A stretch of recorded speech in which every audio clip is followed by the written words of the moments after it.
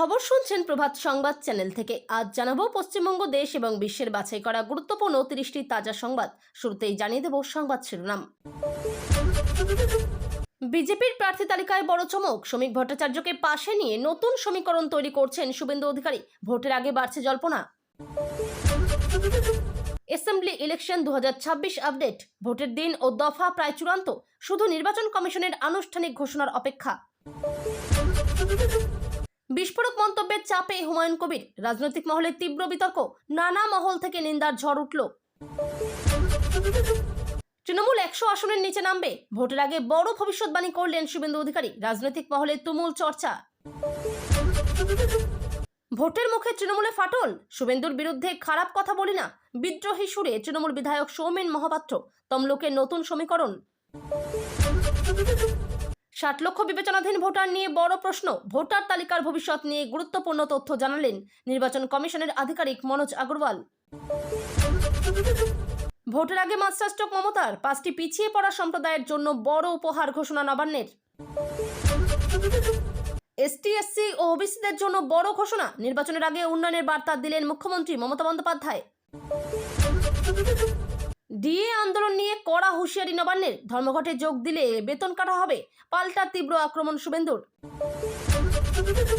কলকাতায় প্রধানমন্ত্রী নরেন্দ্র মোদীর ব্রিগেড সভা, শনিবার বড় জনসভা, ভোর থেকেই শহরের বিভিন্ন এলাকায় যান চলাচল নিয়ন্ত্রণ। তৃণমূলের হেভিওয়েট বিধায়ক কি দল ছাড়ছেন, সৌমেন মহাপাত্রকে ঘিরে জোর জল্পনা, ভোটের আগে বড় ধাক্কার আশঙ্কা। নীতি আয়োগের রিপোর্টে ধাক্কা বাংলাকে, আর্থিক সূচকে শীর্ষে ওড়িশা, পিছিয়ে পশ্চিমবঙ্গ, কেন এমন পরিস্থিতি।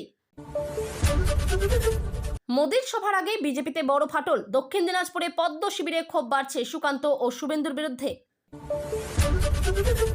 রাজ্যপালের সঙ্গে শুভেন্দুর বৈঠক, RN রবির দরবারে বিরোধী দলনেতা, রাজ্য রাজনীতিতে কি বড় পরিবর্তনের ইঙ্গিত। দিল্লি থেকে ফিরে রাজ্যপালের সঙ্গে সাক্ষাৎ শুভেন্দুর, নতুন রাজনৈতিক সমীকরণ নিয়ে জল্পনা তুঙ্গে। আবহাওয়ার বড় আপডেট, কয়েক ঘন্টার মধ্যেই বদলাবে আবহাওয়া, একাধিক জেলায় বৃষ্টির পূর্বাভাস। যুবসাথী টাকা নিয়ে বড় নির্দেশ মমতার, মেসেজ এলেও অ্যাকাউন্টে টাকা না এলে কি করবেন জানালো নবান্ন। গ্যাসের সংকটে বিকল্প জ্বালানি, লাইনে দাঁড়ানো মানুষদের হাতে ঝুড়ি ভর্তি ঘুঁটে তুলে দিলেন কাউন্সিলর। রাম মন্দির ইস্যুতে সংসদে উত্তপ্ত বিতর্ক, গ্যাস সংকট নিয়ে মোদী সরকারকে তীব্র আক্রমণ তৃণমূলের। খড়গপুরে প্রার্থী বদলাতে পারে বিজেপি, হিরণকে সরিয়ে দিলীপ ঘোষকে টিকিট দেওয়ার জল্পনা, কি বললেন অভিনেতা। তৃণমূলকে ইরানে পাঠানোর দাবি, হরমুজ প্রণালী প্রসঙ্গে বিস্ফোরক মন্তব্য শুভেন্দু অধিকারীর। ভোটার তালিকা নিয়ে বড় আপডেট, 15 লাখ নামের নিষ্পত্তি, আগামী সপ্তাহেই প্রকাশ হতে পারে সাপ্লিমেন্টারি লিস্ট। জয়ীশ মতাদর্শ প্রচারের অভিযোগ, উত্তরপ্রদেশে গ্রেপ্তার 6 সন্দেহভাজন। বঙ্গ নির্বাচনে 150 আসনে প্রার্থী চূড়ান্ত বিজেপির, ভোটের আগে বড় সিদ্ধান্ত নিল পদ্ম শিবির। ইরান ইস্যুতে শুভেন্দুর কটাক্ষ, তৃণমূলকে খামেনেইয়ের বাড়ির সামনে ধর্ণা দেওয়ার পরামর্শ। ভোট ঘোষণার আগেই বড় চমক, প্রথম সাপ্লিমেন্টারি লিস্টে ফিরতে পারে 8 লক্ষ ভোটারের নাম। মমতার এক রাজনৈতিক চালে চাপে গণেশ কুমার, রাজনীতিতে নতুন জল্পনা শুরু। টিকিট না পাওয়ার জল্পনায় পদত্যাগ, দক্ষিণ দিনাজপুর বিজেপি সভাপতির ইস্তফা ঘিরে তীব্র চাঞ্চল্য। কৃষকদের জন্য বড় সুখবর, আজই অ্যাকাউন্টে ঢুকছে PM কিষানের 2000 টাকা। বাংলাদেশে ভয়াবহ দুর্ঘটনা, বর কোণে নিয়ে যাওয়া মাইক্রো বাস দুর্ঘটনায় মৃত্যু 14 জনের, আনন্দের দিনেই শোকের ছায়া। এতক্ষণ শুনছিলেন সংবাদ শিরোনাম। বিস্তারিত খবর শোনানোর পূর্বেই আপনাদের কাছে করব একটি ছোট্ট অনুরোধ, আমাদের চ্যানেলে নতুন হয়ে থাকলে চ্যানেলটি সাবস্ক্রাইব করে পাশে থাকবেন। আসছি বিস্তারিত খবরে। পশ্চিমবঙ্গের রাজনীতিতে আবারও নতুন জল্পনা তৈরি হয়েছে বিজেপির সম্ভাব্য প্রার্থী তালিকা নিয়ে। রাজ্যের বিরোধী দল নেতা শুভেন্দু অধিকারীর একটি সাম্প্রতিক রাজনৈতিক কর্মসূচি ঘিরে এই জল্পনা আরও বাড়তে শুরু করেছে। সেখানে বিজেপি নেতা শ্রমিক ভট্টাচার্যকে পাশে নিয়ে শুভেন্দুর উপস্থিতি রাজনৈতিক মহলে নানা প্রশ্নের জন্ম দিয়েছে। রাজনৈতিক মহলের একাংশের মতে আসন্ন বিধানসভা নির্বাচনকে সামনে রেখে বিজেপি বড় ধরনের চমক দিতে পারে প্রার্থী তালিকায়। দলের অভ্যন্তরে বেশ কিছু আসনে নতুন মুখ আনার পরিকল্পনা চলছে বলেও শোনা যাচ্ছে। সেই প্রেক্ষাপটে শ্রমিক ভট্টাচার্যের ভূমিকা এবং গুরুত্ব বাড়ছে বলে মনে করছেন অনেকেই। শ্রমিক ভট্টাচার্য দীর্ঘদিন ধরেই বিজেপির অন্যতম মুখ হিসেবে পরিচিত। সংগঠনের ভিত মজবুত করতে তিনি রাজ্যের বিভিন্ন জেলায় সক্রিয়ভাবে কাজ করে চলেছেন। তাই সম্ভাব্য প্রার্থী তালিকায় তার নাম বা তার প্রভাব গুরুত্বপূর্ণ হতে পারে বলে মনে করছেন রাজনৈতিক বিশ্লেষকরা। শুভেন্দু অধিকারীও সম্প্রতি বিভিন্ন সভা ও বৈঠকে সংগঠনকে আরও শক্তিশালী করার বার্তা দিয়েছেন। তিনি বারবার দাবি করছেন যে আসন্ন নির্বাচনে বিজেপি বড় লড়াই দিতে প্রস্তুত। এদিকে তৃণমূল কংগ্রেসের পক্ষ থেকেও বিজেপির এই সম্ভাব্য কৌশল নিয়ে কটাক্ষ করা হয়েছে। তাদের মতে বিজেপি বারবার চমকের কথা বললেও শেষ পর্যন্ত ফলাফল ভোটে নির্ধারিত হবে। সব মিলিয়ে প্রার্থী তালিকা নিয়ে বিজেপির ভিতরে কি ধরনের সিদ্ধান্ত নেওয়া হয় সেটাই এখন রাজনৈতিক মহলের বড় আলোচনার বিষয় হয়ে উঠেছে।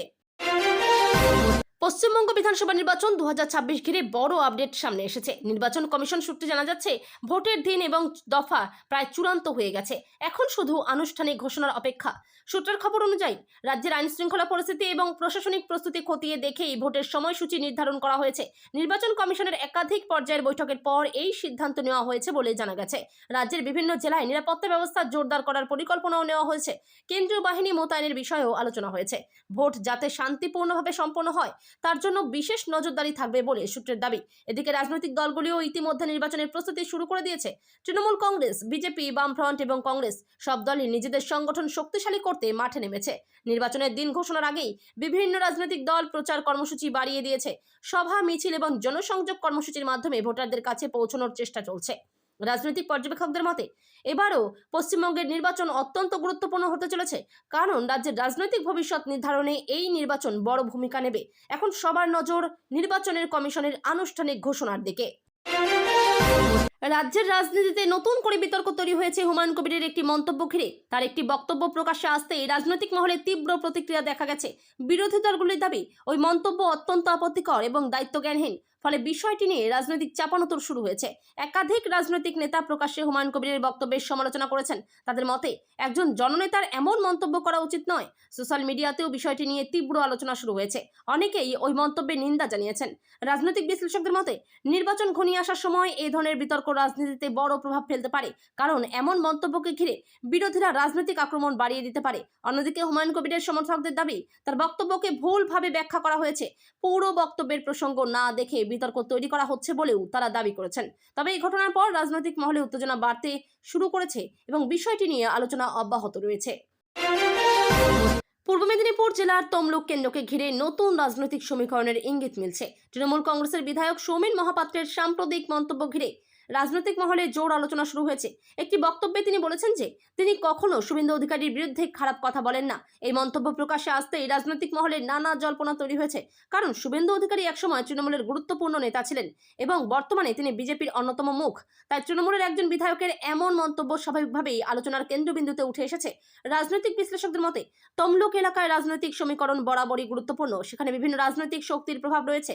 সৌমেন মহাপাত্রের এই মন্তব্যকে অনেকেই ভোটের আগে রাজনৈতিক বার্তা হিসেবেও দেখছেন। তবে তিনি নিজে দাবি করেছেন যে তার বক্তব্যকে অতিরঞ্জিত করা হচ্ছে। তৃণমূল কংগ্রেসের পক্ষ থেকেও বিষয়টি নিয়ে বড় কোনো মন্তব্য করা হয়নি। তবে দলীয় মহলে বিষয়টি নিয়ে আলোচনা চলছে বলে জানা গেছে। সব মিলিয়ে তমলুকের রাজনীতিতে নতুন সমীকরণ তৈরি হচ্ছে কিনা সেটাই এখন দেখার বিষয়। রাজ্যে বিধানসভা নির্বাচন ঘনিয়ে আসতেই তফসিলি জাতি, তফসিলি উপজাতি এবং অন্যান্য অনগ্রসর শ্রেণীর উন্নয়ন নিয়ে বড় ঘোষণা করেছেন মুখ্যমন্ত্রী মমতা বন্দ্যোপাধ্যায়।